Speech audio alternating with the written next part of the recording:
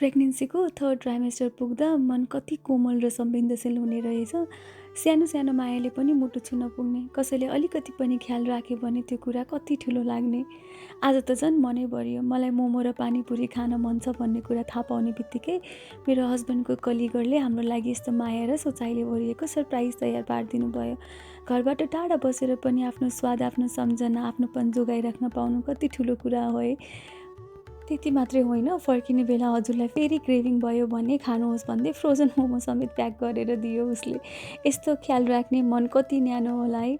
अनि अर्को साथीले चाहिँ प्रेग्नेन्सीमा एनर्जी चाहिन्छ भन्दै आफ्नो संस्कृतिको पन्जिरी बनाएर दियो। कति मनदेखि दिएको माया। अर्को कलिगले चाहिँ हजुरलाई स्विट क्रेभिङ पनि हुन्छ होला भनेर रसमलाई पठाइदियो। साँच्चै साना साना जेस्चरहरूले पनि मन यति भरिन्छ कि शब्दले व्यक्त नै गर्न गाह्रो हुन्छ। यति धेरै माया र स्नेहका लागि धेरै धेरै धन्यवाद।